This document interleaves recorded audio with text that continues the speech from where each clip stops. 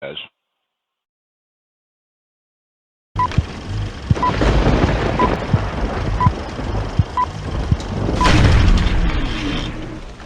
ClueCon Weekly, the FreeSwitch community's official web show.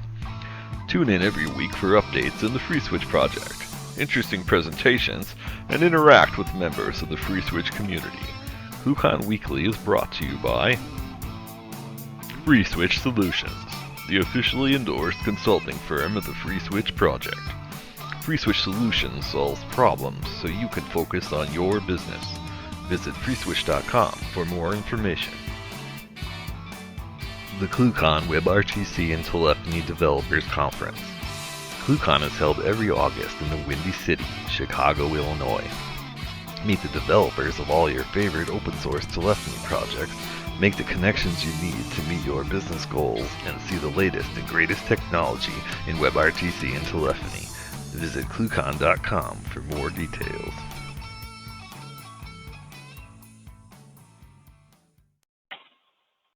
All right, guys, welcome to ClueCon Weekly. Today is May the 11th, and we're going to be talking about Let's Encrypt here today, and also their newly renamed client, CertBot. A lot of people have been asking questions about this on the mailing list and IRC and places, and getting it set up with FreeSwitch. So we're going to do a little quick demo here in a little bit and show that up and show you guys how to set that up. It's really straightforward. And but we'll do that here with the screen share here in a few minutes.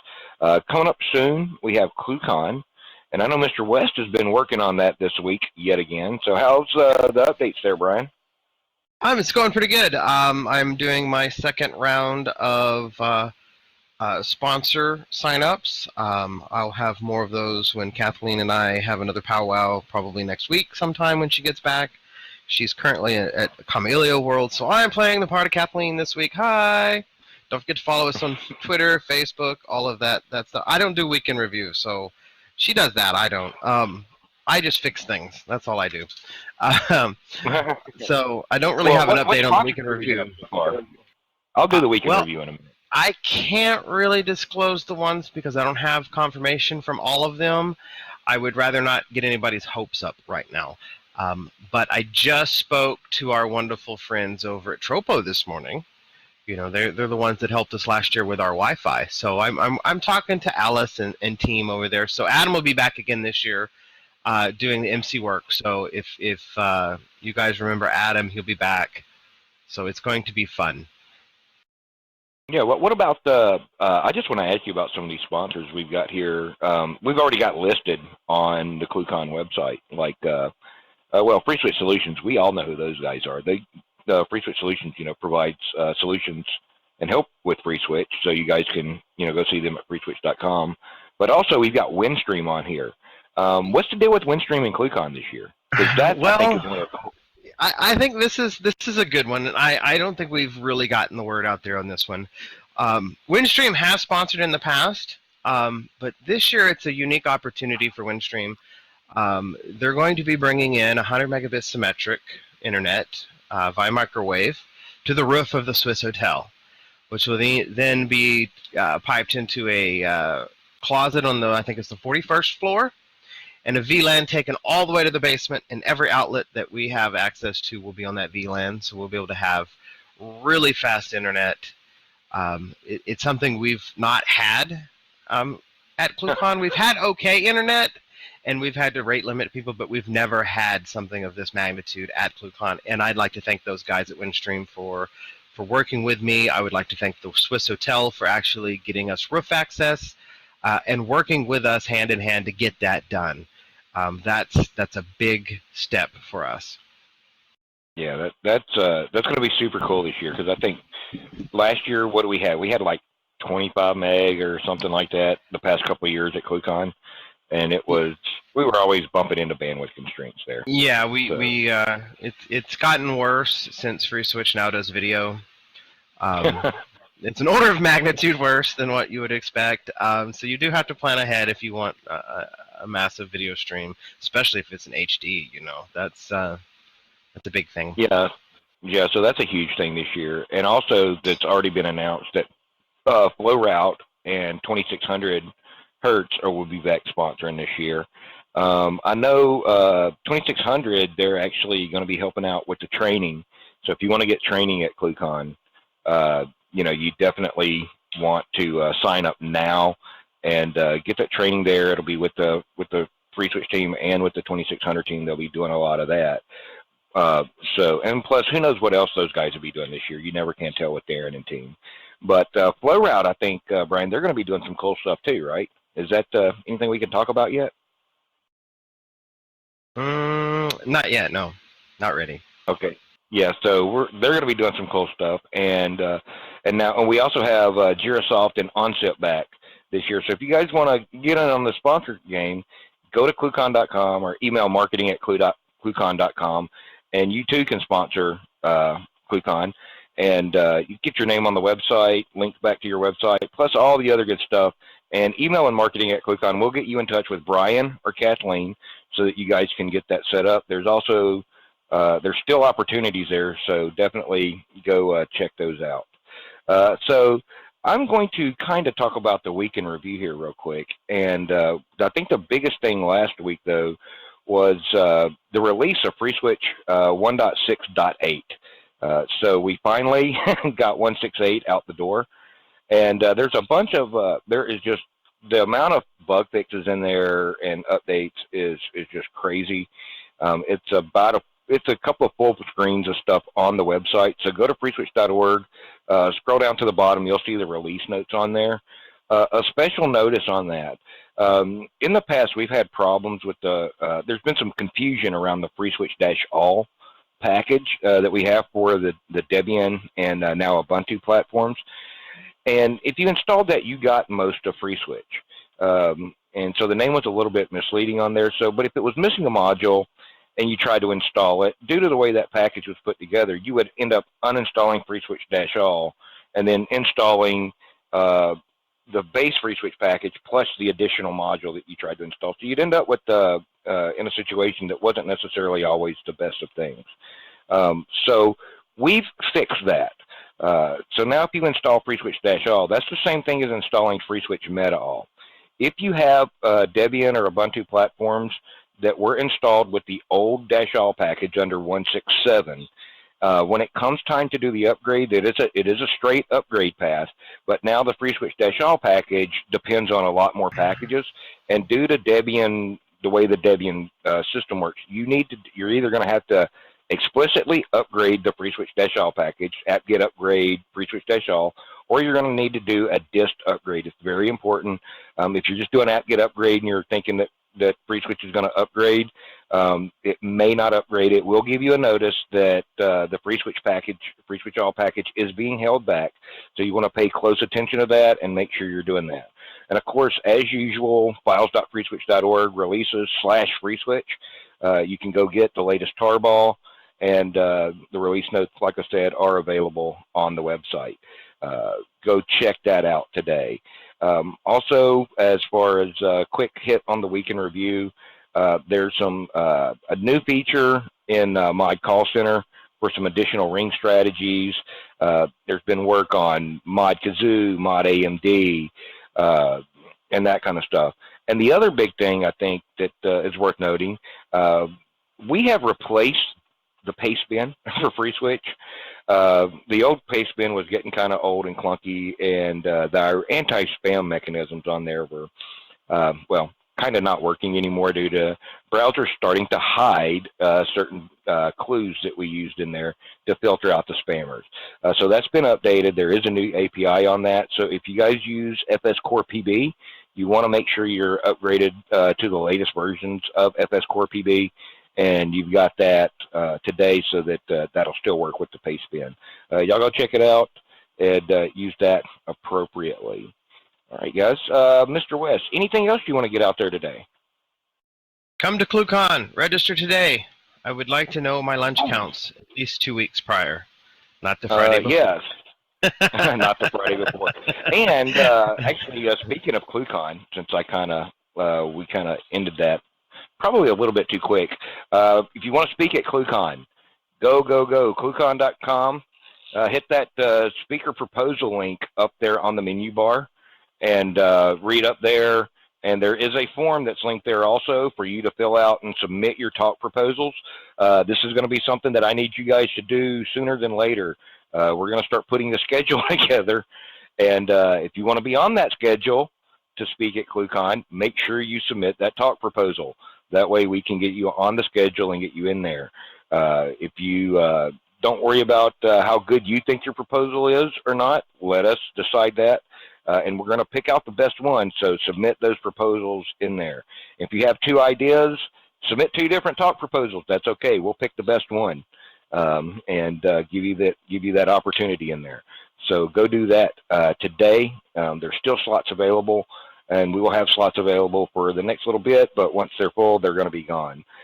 So go ahead and do that. Also, don't forget the training, like I mentioned earlier. That's going to fill up really, really quick. There's very limited number of slots there. What's the limit on that, Brian? It's only like, what, 20, 25 people, something like that? So yeah. Once those are gone, they are gone.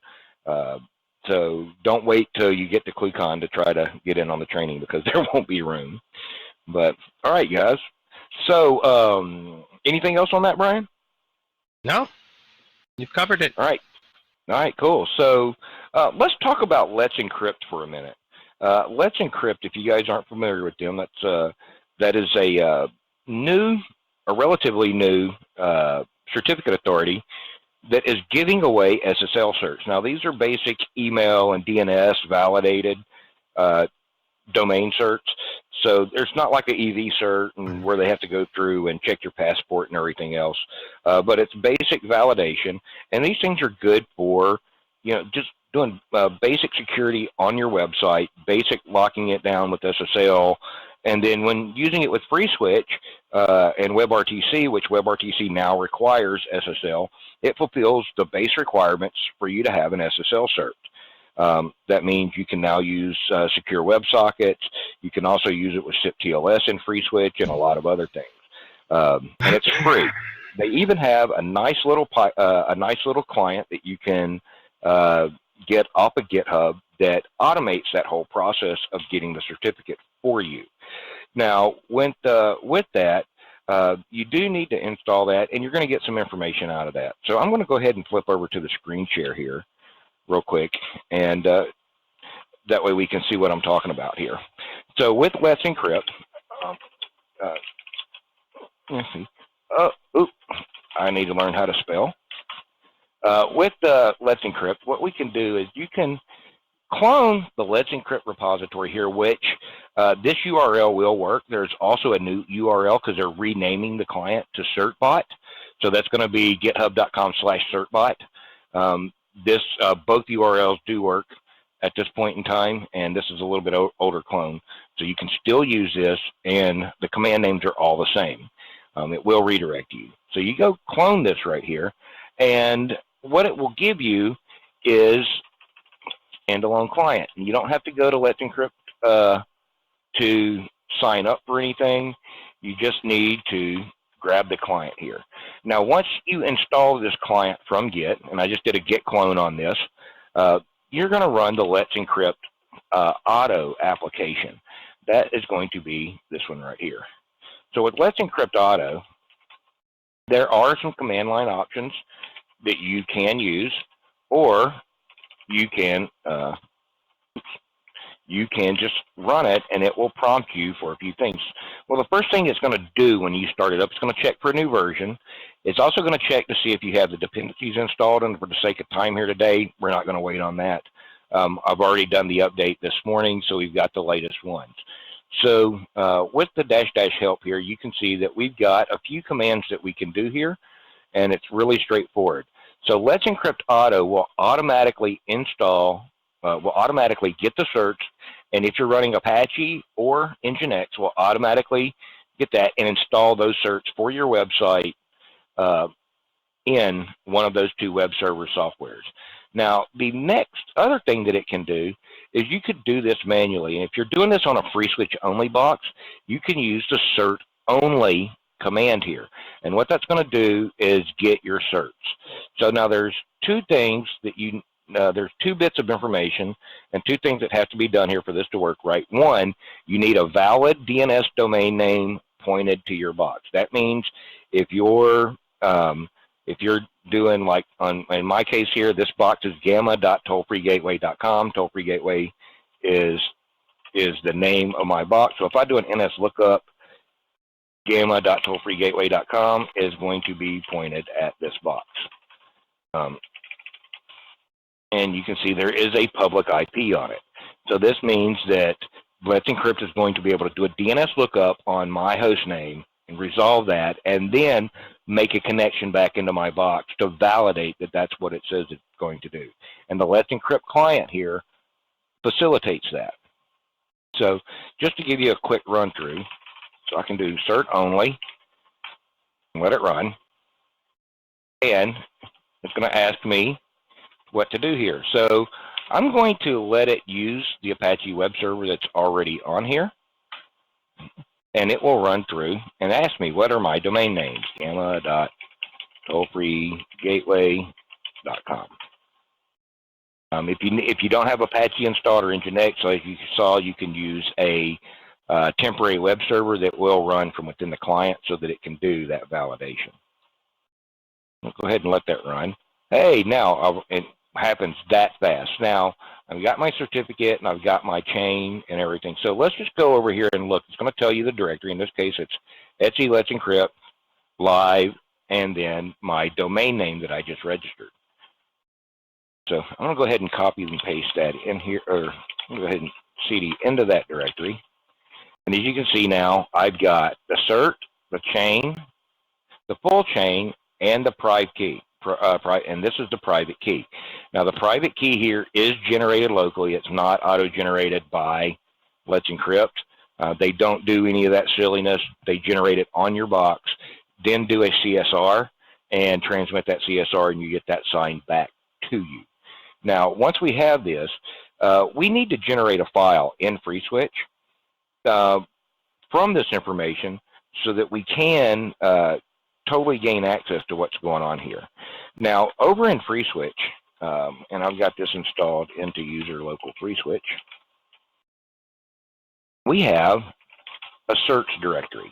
And this seems to be the biggest thing that everyone gets caught up on, is the generation of this WSS PIM file right here. I am not going to show you the contents of this file because your private key, my private key that I just generated, is in there. So we need to generate this key, and I'm going to update this. And the easy way to do this is with one simple little command. This command is documented on Confluence in a couple of different places. So I need to, and this is what the command looks like. We're going to add the files out of our live directory in a very specific order, and it does need to be in this order. In this case, it's going to be the cert, that's your certificate file, and it's going to be your private key, and then it's going to be your chaining file. This is your chain cert. We need these so that they can go in. So in this case, I just copied and pasted from a different location, so I need to change my directory name here. And of course, you know, do this, replace this as you normally would with the domain names that you use there. And then you can just cat that in. We're going to overwrite the file. And with FreeSwitch, let's see here. Do I have FreeSwitch running already? I do have FreeSwitch running already. I'm going to go ahead and restart FreeSwitch. It's just running in the foreground here for the sake of the demo. And that's going to make these new certificates active. Now, with that, now all we have to do, in this case, I'm not going to demo this, but there is a web UI on here, so we can go to Verto Communicator, test it out, and make sure it's working. So now I have updated SSL certs into FreeSwitch, and it literally took me, it took me 5 minutes here. It'll take you a little bit longer running this for the first time on your own machines.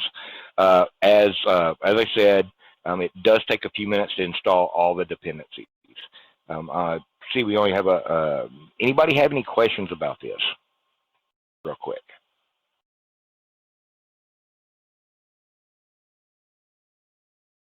All right. No questions, so that's pretty cool. We'll just move right along then. So with Let's Encrypt, you can, correct me if I'm wrong, Brian, but you can use the same mechanism for your, and that WSS PIM is not just used for Verto, it is also used for Sophia WebSockets and some other things in there. So you guys can set that up and use that really quick, and that's how you get certs that you don't have to jump through hoops with on your browsers when you're doing WebRTC stuff with FreeSwitch. It's in there, it just works, and I haven't run into any problems using these certificates anywhere.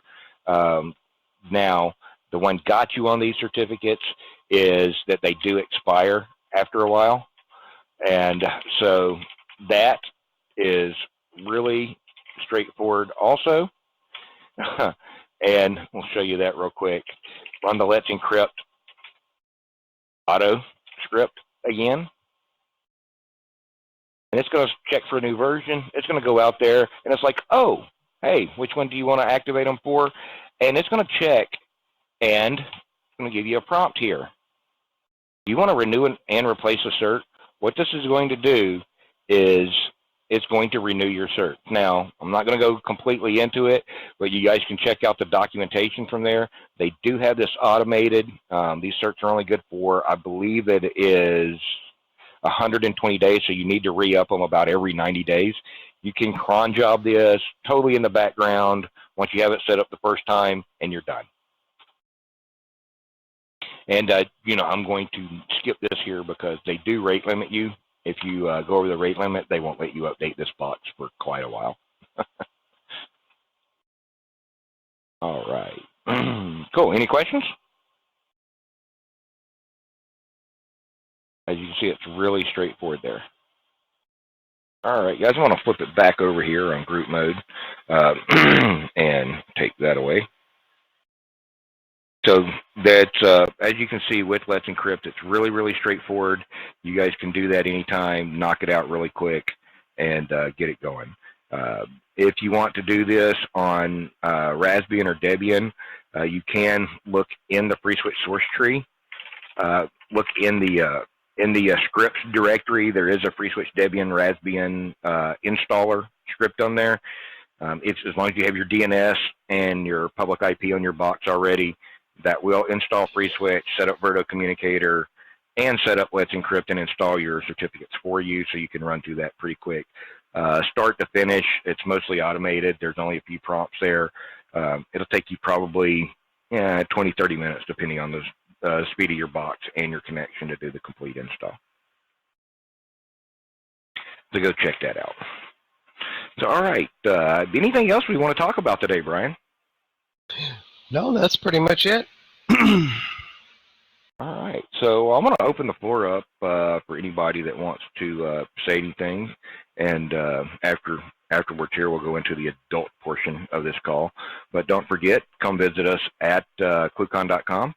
That way you can sign up for ClueCon. Visit us at freeswitch.org to check out the latest things with the FreeSwitch project. Don't forget to like us on Facebook, follow us on Twitter, click the subscribe button here on YouTube to get the latest video updates. And if you guys need help with FreeSwitch, email consulting@freeswitch.org, and somebody will help you with it. Thanks, guys. Have a good week.